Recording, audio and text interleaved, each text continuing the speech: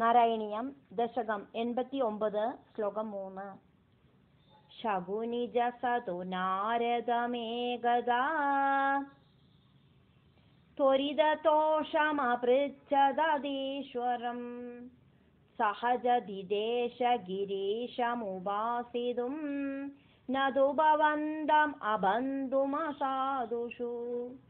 ശകുനിജഃ സഹ തു നാരദം ഏകദാ ത്വരിത തോഷം അപൃച്ഛത് അധീശ്വരം. ശകുനിജസതു നാരദമേകദാ ത്വരിതതോഷമപൃച്ഛദീശ്വരം സഹ ച ദിദേശ ഗിരീശം ഉപാസിതും ന തു ഭവന്തം അബന്ധും അസാധുഷു. സജദിദേശ ഗിരീശമുപാസിതും നതു ഭവന്തമബന്ധുമസാധുഷു.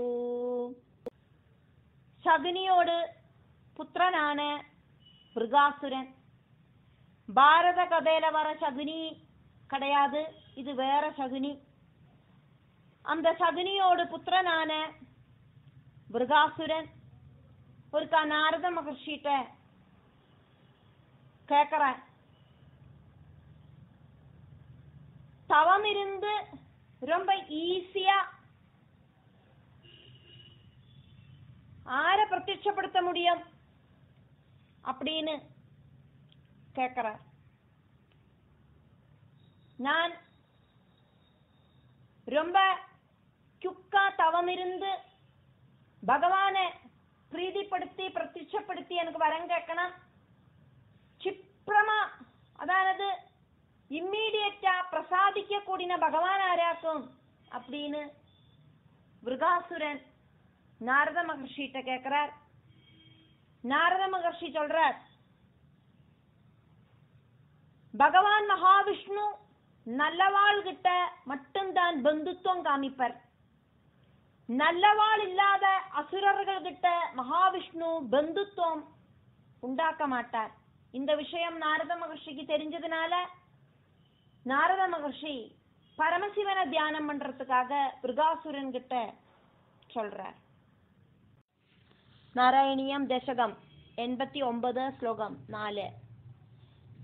തപസ്തപ്ത്വാഘോരം സകലു കുവിദ സപ്തമദിനേ ശിരച്ഛിത്വാ സദ്യ പുരഹരമുപസ്ഥാപ്യ പുരദാ അതിക്ഷുദ്രം രൗദ്രം ശിരസി കരദാനേന നിധനം ജഗന്നാഥാദ്വവ്രേ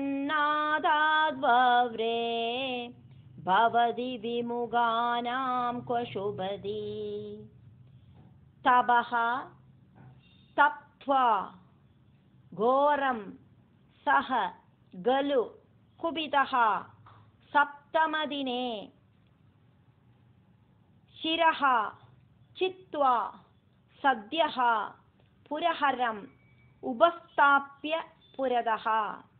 തപസ്തപ്ത്വാ ഘോരം സകലു കുപിത സപ്തമദിനേ ശിരച്ഛിത്വാ സദ്യ പുരഹരമുപസ്ഥാപ്യ പുരദാ അതിക്ഷുദ്രം രൗദ്രം ശിരസി കരദാനേന നിധനം ജഗന്നാഥാത് വവ്രേ ഭവതി വിമുഖാനാം ക്വ ശുഭദീഹി.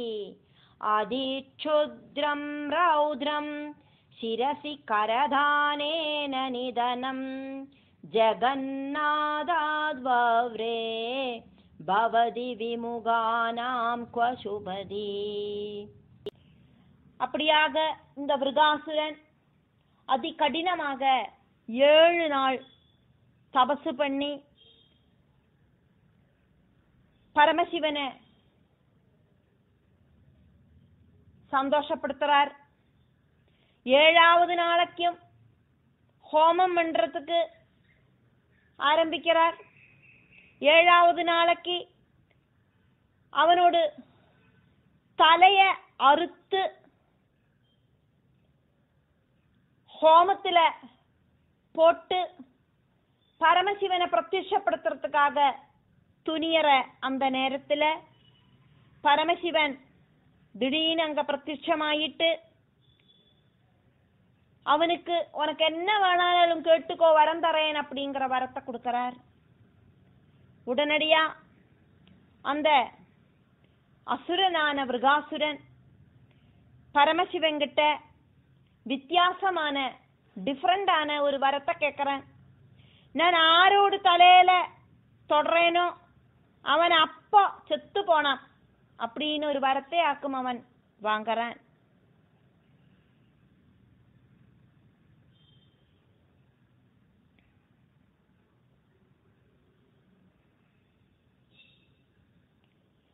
பகவான் அவனோடு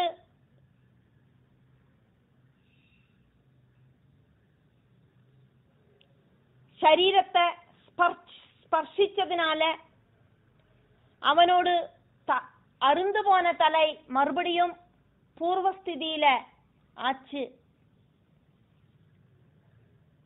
தஸ்பர்ஷனாது பூய உபஸ்கிருதாகிருதி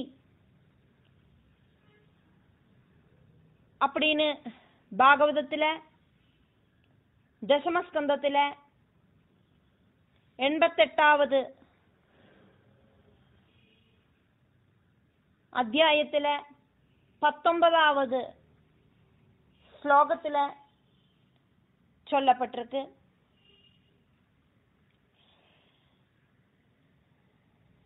பகவானோடு காருண்யத்தினால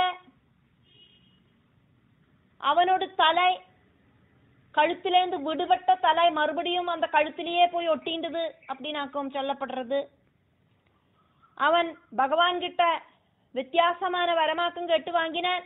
நான் ஆரோடு தலைய தொட்டானாலும் அவன் உடனடியா செத்து போனான் அப்படின்னாக்கும் வரம் வாங்கினான்.